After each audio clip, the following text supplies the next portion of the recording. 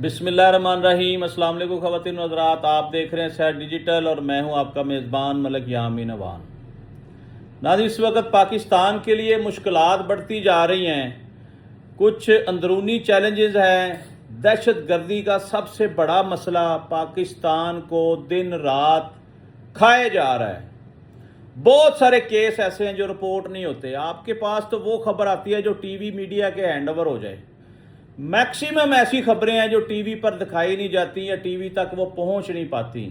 आप यकीन करें, दिल बड़ा अफसुर्दा है कि गली मोहल्लों में बच्चों के साथ रेप हो रहे हैं, बच्चों का कत्लेआम किया जा रहा है, माओ बहनों की असमत जरी हो रही है। हर तरफ हू का आलम है।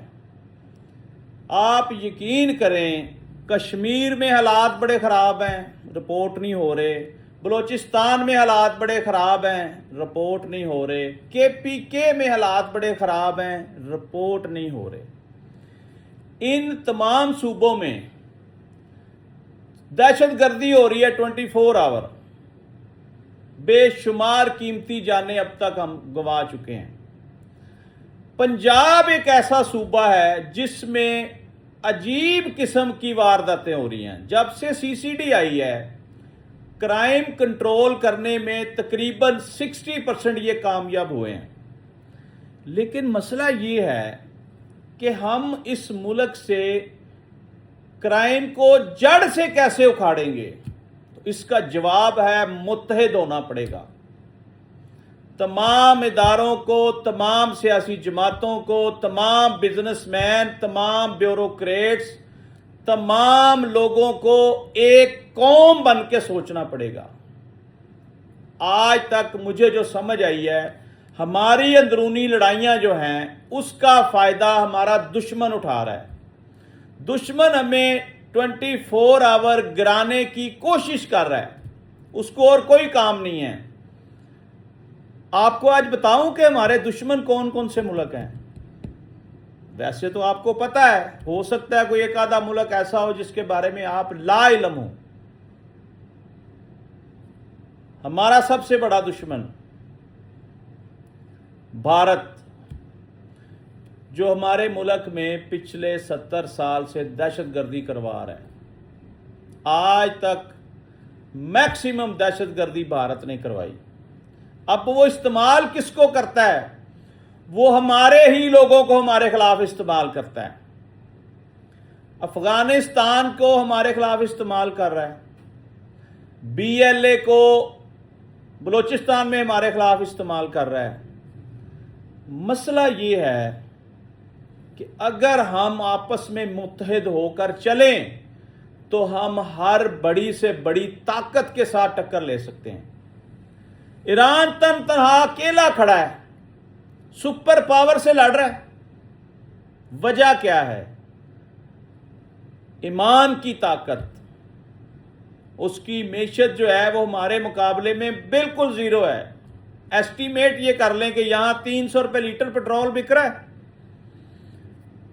ईरान में 4 रुपए लीटर पेट्रोल बिक रहा है, पाकिस्तानी 4 रुपीज। अब आपने इस बात से अंदाजा लगाना है कि हम कहां खड़े हैं और ईरान कहां खड़ा है। ईरान ने सबसे ज्यादा इन्वेस्टमेंट अपने दफा के ऊपर की है। अमेरिका ने मुकम्मल तौर पर साजिश की कि ईरान को हम डिस्टेबलाइज कर दें, ईरान की कौम को क़यादत के साथ लड़वा दें। नाकामी हुई, रजीम चेंज नहीं कर सके। जब आयतुल्लाह खामनाई साहब की शहादत हुई, उनके अहले खाना की, उनके जो रिश्तेदार थे उनकी शहादतें हुई, उसकी वजह से पूरी ईरानी कौम क़यादत के साथ खड़ी हो गई, सारे इख्तलाफात भुलाकर। उसका नतीजा ये है कि ईरान को फतह नसीब हुई, क्योंकि कभी भी इदारे अकेले लड़ नहीं सकते, अकेले अपने मुल्क को तरक्की याफ्ता ममालिक की लिस्ट में शामिल नहीं कर सकते। कौम का मुत्तहिद होना बड़ा ज़रूरी है, कौम का साथ देना बड़ा ज़रूरी है। میرے پاس ایسی ایسی خبریں آتی ہیں، کئی خبریں بتانے سے ہمارے پاؤں لرز جاتے ہیں کہ یہ کیسے ہم بتائیں۔ اب بلوچستان کو اس لیول پہ ہائی جیک کرنے کی کوشش کی جا رہی ہے۔ مجھے کبھی کبھی یہ لگتا ہے کہ ہمیں ثالثی والے کام میں الجھا دیا گیا ہے، اس میں ہماری سیکیورٹی فورسز بھی ادھر الجھ گئی، قیادت بھی ادھر الجھ گئی۔ پاکستان جو ہے وہ اس طرح چل رہا ہے جیسے ایک بندہ گاڑی چلا رہا ہو اور 120 کی سپیڈ کے ساتھ اور وہ ہینڈل چھوڑ دے۔ اب پھر اللہ مالک ہے، وہ گاڑی کبھی ادھر لگے گی کبھی ادھر لگے گی، ہو سکتا ہے کہ وہ فرنٹ پہ جا کے بالکل ہی تباہ ہو جائے۔ یہ حال ان لوگوں نے ہمارے ملک کا کر دیا ہے۔ سٹیئرنگ کسی کے ہاتھ میں نہیں ہے، ہم لوگوں کی صلح کرا رہے ہیں، ہم ثالثی کا رول ادا کر رہے ہیں، ہم سپر پاور کی تعریفیں کر رہے ہیں، ہم اس کو نوبل انعام دلوا رہے ہیں۔ اصل میں وہی پاکستان کا سب سے بڑا دشمن ہے۔ دشمنوں کی لسٹ گنوا رہا تھا میں، اسرائیل، بھارت، افغانستان، امریکہ، یو اے ای، آج کی ڈیٹ تک یہ بظاہر دوست نظر آنے والے ملک بھی پاکستان کے دشمن ہیں۔ اب آپ حساب لگائیں کہ یو اے ای اس وقت متحدہ عرب امارات تباہی کے اس دانے پر پہنچ گیا ہے کہ آپ سوچ بھی نہیں سکتے۔ اس نے جب سے کھلے عام اعلان کیا ہے کہ میں اسرائیل کے ساتھ ہوں اور اسرائیل میرے ساتھ ہے، اور ہم نے معاہدہ کر لیا ہے، آئرن ڈوم ہم نے انسٹال کر لیا ہے، اور اس کی ساری کمان جو ہے ہماری سیکیورٹی سیفٹی ہم نے اسرائیل کے حوالے کر دی ہے۔ جب سے کھل کھلا کے یو اے ای سامنے آیا ہے اس دن سے بربادی شروع ہو گئی ہے۔ ناظرین، میں آپ کے علم میں اضافہ کروں، یہ چھوٹی چھوٹی بستیاں تھیں، یہ ریگستان تھے، یہ جو یو اے ای کی 7 ریاستیں بن گئی ہیں، یہ 1971 تک عمان کا حصہ تھا۔ یہ آپ کو شاید پہلے نہ پتا ہو، 1971 تک یو اے ای جو ہے وہ عمان کا حصہ تھا۔ اس کے بعد یہ علیحدہ ہوا، پھر اس کو متحدہ عرب امارات کا نام دیا گیا، اس کی 7 ریاستیں بن گئیں۔ سب سے تگڑی ریاست جو ہے وہ دبئی، اس کے بعد ابو دھابی، اس کے بعد باقی ساری۔ اب مسئلہ یہ ہے کہ ریت کے ٹیلوں کے اوپر اتنی بڑی بڑی عمارات بنا دی گئیں، عمارتیں بنا دی گئیں، پوری دنیا یو اے ای کو دیکھنے کے لیے آتی تھی کہ یو اے ای ایسا ایک ملک بن گیا جو جاذب نظر تھا، اس میں کوئی دوسری رائے نہیں ہے۔ پوری دنیا کے لوگ یہاں پیسہ لے کر آ گئے، اور میکسیمم پیسہ کون سا تھا؟ بلیک منی، کالا دھن، کیونکہ انہوں نے کبھی پوچھا ہی نہیں کہ آپ پیسہ کہاں سے لیں، وہ کہتے ہیں پیسہ لے آئیں جس طرح کا مرضی ہو۔ تو یہ ساری انویسٹمنٹ جو ہے یہ عام لوگوں کی نہیں ہے، یہ خاص لوگوں کی ہے، اور میکسیمم یو اے ای میں انویسٹمنٹ جو ہے، بڑی انویسٹمنٹ، وہ یہودیوں کی ہے۔ اسرائیل کے ساتھ یہ پہلے سے ہی سیٹ ہیں، لیکن آپ کو پتہ ہے کہ مارچ کے مہینے میں نتن یاہو یو اے ای میں آیا اور اس ملاقات کو خفیہ رکھا گیا۔ اس کے بعد اسرائیل کے ایک اخبار کے ایڈیٹر نے یہ خبر لیک کر دی، تو انہوں نے بھرپور پردہ ڈالنے کی کوشش کی کہ ایسی کوئی بات نہیں ہے، نتن یاہو ہمارے متحدہ عرب امارات میں نہیں آیا۔ حالانکہ 100% وہ آیا، وہ ڈیل کر کے گیا، وہ کئی دفعہ پہلے بھی آیا۔ چھپانے کی کیا ضرورت تھی؟ آپ نے جو نقاب پہنا ہوا تھا نا مسلم ممالک والا، وہ نقاب اتر گیا ہے۔ جب انہوں نے ڈینائی کیا کہ جی ایسی کوئی بات نہیں، تو پھر نتن یاہو نے خود بیان دیا کہ میں گیا تھا، ہمارے مذاکرات ہوئے ہیں، ہماری ڈیل ہوئی ہے، ہمیں کیا ڈر ہے۔ اب وہ نقاب اتر گیا۔ اصل چہرہ یہ ہے کہ یو اے ای جو ہے 7 کی 7 ریاستیں، یہ اسرائیل کو آہو مانتے ہیں۔ سمجھ تو آپ گئے ہوں گے۔ اب مسئلہ یہ ہے کہ پاکستانیوں سے کیا دشمنی ہے یو اے ای کی؟ नाजरीन, यूएई से तमाम पाकिस्तानियों को निकालने का प्लान है, उनके गिर्द घेरा तंग कर दिया है, बाकी ममालिक के लोगों को नहीं छेड़ रहे। पहले तो हमारे पास ये इतलात आ रही थी ना कि सुन्नी शिया का चक्कर चल रहा है, शिया हजरात को निकाली जा रहे हैं और सुन्नियों को नहीं निकाल रहे। अब आप ये खबर नोट कर लें कि अब वो कह रहे हैं कि सुन्नी हो शिया हो, 6 महीने रह गए हैं उसके पासपोर्ट पे वीज़ा ख़त्म होने के, तो उसके बाद निकालेंगे। जिनके वीज़े ख़त्म हो रहे हैं उनके एक्सटेंड नहीं हो रहे। तो खुदारा पाकिस्तानियों, होश के नाखुन लो, जब तक आपके वीज़े वैलिड हैं इंतज़ार ना करें कि रिन्यूअल होगी। रिन्यूअल नहीं होगी, यहाँ से निकलें, यहाँ से मूव करें। यूएई के हालात डे बाई डे ख़राब हो रहे हैं, उसकी इकॉनमी बहुत नीचे चली गई है, तनख्वाहें देने के पैसे नहीं हैं, होटलों की बुकिंग 11% रह गई है, एयरपोर्ट जो है वो वीरान पड़े हैं। इतना बड़ा इंटरनेशनल एयरपोर्ट यूएई का, दुबई का, उस पर सिर्फ एक टर्मिनल चल रहा है, जहाज़ उन्होंने ग्राउंड कर दिए हुए हैं। कतर और कुवैत, बहरीन के ऊपर ईरान के हालिया हमलों से उनके एयरपोर्ट भी सारे बंद हैं। खित्ते में कशीदगी बढ़ती जा रही है और हमारे जो पाकिस्तानी यूएई में बैठे हैं वो कहते हैं जी हम बड़े मुहब्बे वतन हैं, ये हमारा वतन है, हमें इससे मोहब्बत है, हम ये छोड़कर नहीं जाएंगे। नहीं, आपको मोहब्बत नहीं है। आपको आज हुकूमत पाकिस्तान एक पैकेज दे कि भाई जितने लोग यूएई में काम कर रहे हैं हम सबको यूरोप भेज रहे हैं, अपने डॉक्यूमेंट्स दे दें। एक बंदा यूएई में रह गया तो मुझे पकड़ लीजिएगा। यूएई एक गर्म तरीन मुल्क है, पूरा खित्ता ही गर्म है। आप वहां मजबूरी से रह रहे हैं, खुशी से नहीं रह रहे, क्योंकि आपको पाकिस्तान में भी मौत नजर आ रही है ना कि वहां कारोबार क्या करेंगे जाके। यूएई में तो आपने एडजस्टमेंट कर ली, कोई जॉब कर रहा है, कोई कारोबार कर रहा है, कोई कुछ भी कर रहा है, लेकिन पाकिस्तान वापस आने के लिए आपके पास ऑप्शन कोई नहीं है, इसलिए आप नहीं आ रहे। लिहाजा इस वक्त जो हालात वाक़यात हैं उसको मद्देनज़र रखते हुए आपको यहाँ से मूव करना चाहिए।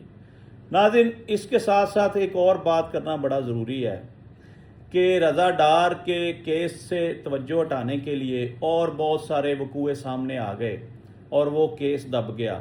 उस पर थोड़ी सी रोशनी डाल दूं कि रज़ा डार और अली डार इस केस के मरकज़ी मुल्ज़म हैं। ये मैंने बात सबसे पहले बताई थी, आप जाकर मेरा यूट्यूब चैनल पे देख सकते हैं कि मैंने ये बात की थी। अब इदारे भी ये कह रहे हैं कि ये दो शख्सियात ये मेन मरकज़ी मुल्ज़म हैं।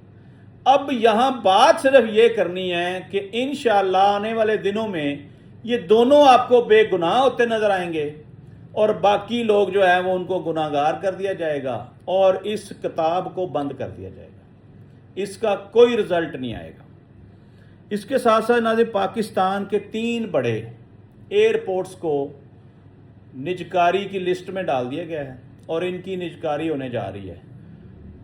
वही इदारे पाकिस्तान के इंटरनेशनल सबसे बड़े एयरपोर्ट्स खरीदने जा रहे हैं जिन्होंने पीआईए सस्ते दामों बल्कि कौड़ियों के भाव खरीदी।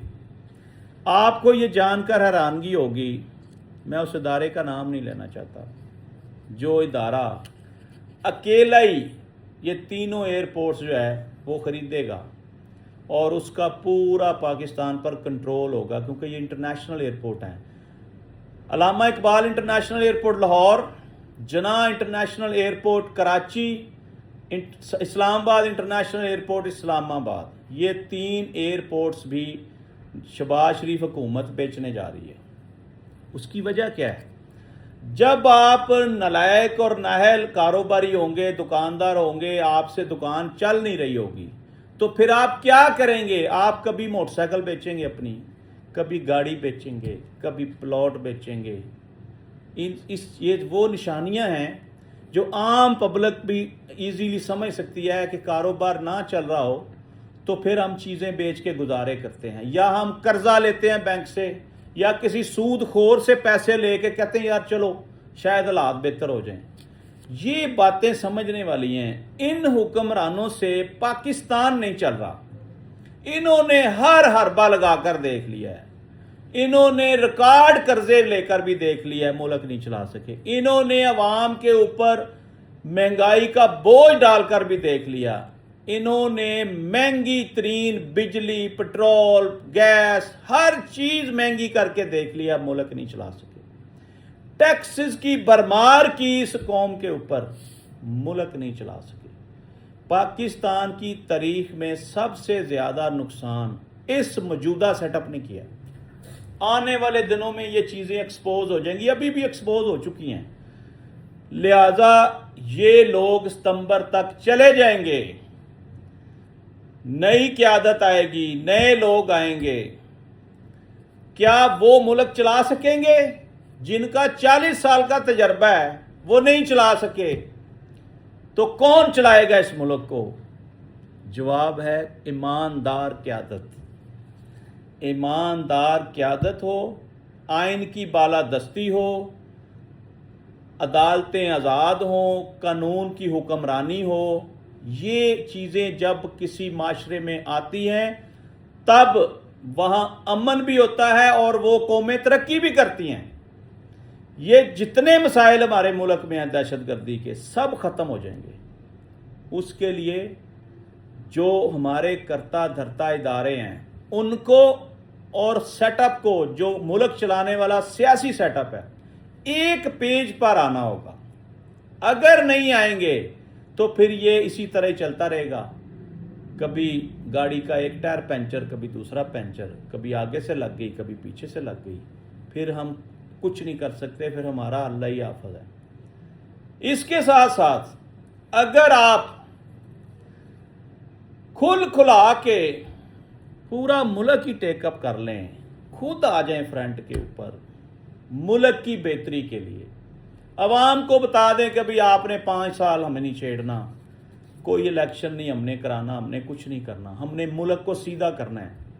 मेरा दावा है आप इस चीज को मार्शल लॉ का नाम ना दें।